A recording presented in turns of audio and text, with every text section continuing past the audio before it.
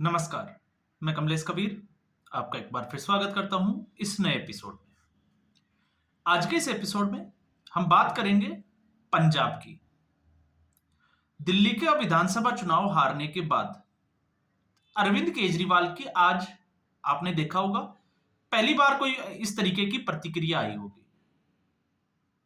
वरना मीडिया में जो है वो लगातार खबरें चल रही थी कि अचानक से केजरीवाल चुप क्यों हो गए। आज उनका जो ट्वीट आया वो आया पंजाब में। पंजाब में इस वक्त आपने देखा होगा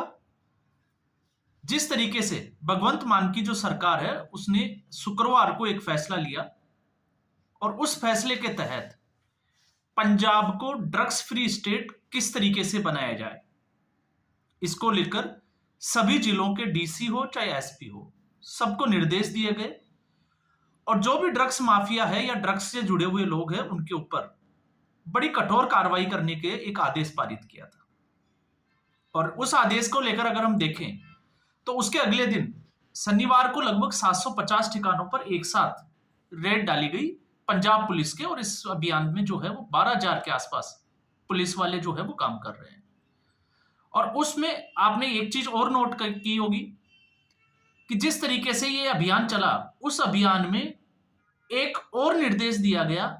और वो निर्देश ये था कि जो भी लोग इस धंधे से जुड़े हुए हैं उनकी संपत्ति को जब्त किया जाए या फिर उनकी संपत्ति के ऊपर बुलडोजर चला दिया जाए। अब सुप्रीम कोर्ट ने इस वक्त आपने देखा होगा योगी आदित्यनाथ जिस तरीके से बुलडोजर की कार्रवाई करते थे, सुप्रीम कोर्ट ने एक ऑर्डर दिया था कि वो बुलडोजर नहीं चला सकते। लेकिन अब लगता है कि भगवंत मान भी योगी आदित्यनाथ के नक्शे कदम पर चलने को बिल्कुल आतुर है और इसकी पहली वानगी जो देखने को मिली वो मिली पटियाला में, जिस तरीके से एक महिला ड्रग तस्कर जो है उसके घर के ऊपर बुलडोजर चला दिया गया, साफ कर दिया गया। अब सवाल यह है कि आखिर आम आदमी पार्टी, वैसे हर बार जो है वो हम अरविंद केजरीवाल की बात करते हैं, उसकी राजनीति की बात करते हैं और जिस तरीके से दिल्ली की जनता को ठगा हम उसकी भी बात करते हैं, लेकिन इस बार जो आम आदमी पार्टी की, हालांकि अरविंद केजरीवाल की हम बात नहीं कर रहे, यहां पर भगवंत मान की बात कर रहे हैं। भगवंत मान का ये जो कदम है वो सराहनीय है और ऐसा कदम जो है वो हर सरकार के द्वारा अपराधियों के खिलाफ स्पेशल तौर से जो है वो उठाना चाहिए। और क्यों जरूरी हो गया पंजाब में? पंजाब में ये इसलिए भी जरूरी हो जाता है, जिस तरीके से आम आदमी पार्टी ने एक कैंपेन चलाया था विधानसभा चुनाव से पहले कि आम आदमी पार्टी की सरकार अगर सत्ता में आती है तो पंजाब से ड्रग्स माफियाओं को जड़ से खत्म कर दिया जाएगा। और ड्रग्स एक बहुत बड़ी, जिसको हम कहें कि भगवंत मान तो खुद कह चुके हैं कि ड्रग्स जो है वो महामारी का रूप ले चुका है। अब ऐसी स्थिति में सवाल यह भी उठता है कि आखिर इतना लेट क्यों? लेकिन मेरा मानना यह है कि देर आए दुरुस्त आए। ऐसे लोगों के ऊपर कार्रवाई होनी चाहिए। नहीं, आपने देखा पिछले 2-2.5 साल से, जब से आम आदमी पार्टी की सरकार बनी है उसके बाद से पंजाब में कानून व्यवस्था की क्या स्थिति बनी है। फिर कानून व्यवस्था में आप चाहे जो है वो अपराधियों को शरण देने की, क्योंकि पड़ोसी राज्यों में जब भी अपराधियों के ऊपर एक्शन लिया जाता था तो सारे अपराधी जो है वो पंजाब में शरण लेने को आतुर हो जाते थे। तो ऐसी स्थिति में भगवंत मान अगर पंजाब में इस तरीके का कोई कदम उठाते हैं तो फिर वो अपने आप में जो है वो अपराध के ऊपर नकेल कसने में जो है वो सहायक, या हम कहें कि काफी हद तक जो है वो कारगर साबित होगा। अब ये अभियान कब तक चलेगा, कैसे चलेगा, ये जो है वो समय की बात है कि इसका जो है वो आगे किस तरीके से बढ़ेगा। लेकिन जो स्टेप लिए वो वाकई में जो है वो काबिले तारीफ है। अब हम ये नहीं कह सकते कि आम आदमी पार्टी, हम अरविंद केजरीवाल की, हाँ इसमें हम विश्लेषण के तौर पे ये जरूर कह सकते हैं कि आखिर पंजाब में भगवंत मान को इस तरीके के कड़े फैसले लेने की जरूरत क्यों पड़ी, इसके ऊपर जरूर हम जो है वो सवाल खड़े कर सकते हैं। और उसके पीछे, क्योंकि दिल्ली में आम आदमी पार्टी की सत्ता जाने का कारण क्या था, अगर हम कारणों की समीक्षा करते हैं, और बहुत बार जो है वो हम हर एपिसोड में कारणों की समीक्षा की भी है, और उन कारणों में अगर हम देखते हैं तो सबसे बड़ा जो है वो रोल आता है अरविंद केजरीवाल का। अरविंद केजरीवाल ने 2013 से लेकर 2020 तक, या हम कहें कि 2013 से लेकर 2016 तक एक अभियान चलाया था जिसमें हर जगह जो है वो सीएजी की रिपोर्ट को वो आगे रखते थे, उसके आधार पर कांग्रेस पार्टी के भ्रष्टाचारों को गिनाते रहते थे। अब उन भ्रष्टाचार के आरोपों का आधार था सीएजी, लेकिन उसके बाद से 2016 के बाद से अरविंद केजरीवाल की जब सीएजी की रिपोर्ट अरविंद केजरीवाल की सरकार की तैयार होना शुरू हुई, तो उनको विधानसभा के पटल पर कभी अरविंद केजरीवाल ने रखा ही नहीं। उसके बाद में जिस तरीके से अरविंद केजरीवाल ने वादे तो किए दिल्ली की जनता से, लेकिन वो वादे कभी पूरे किए ही नहीं। या हम कहें कि दिल्ली की जो सरकार है वो लगातार एलजी और भारतीय जनता पार्टी या केंद्र सरकार को नीचा दिखाने या तकरार की स्थिति में ही जो है वो अपना समय निकाल रही थी। इससे ज्यादा जो है वो कुछ हुआ नहीं। अब ऐसी स्थिति में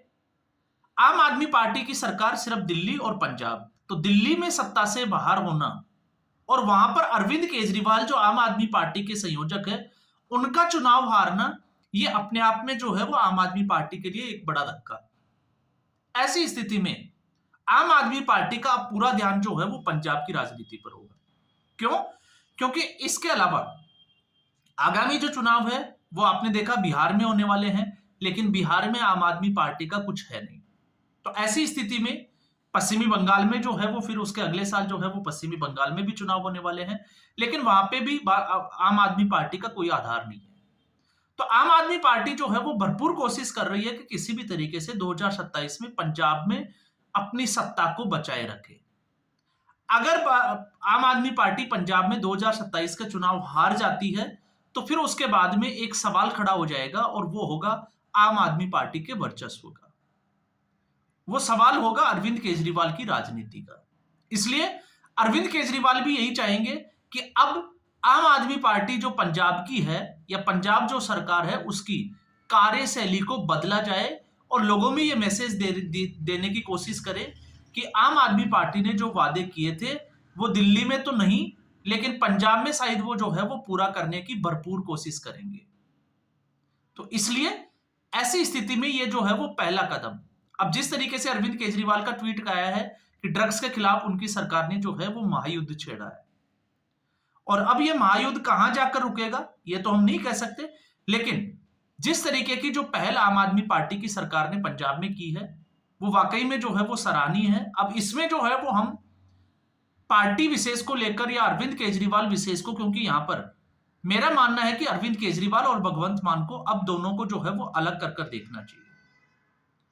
क्योंकि अरविंद केजरीवाल की हार से सत्ता से बाहर होने के बाद में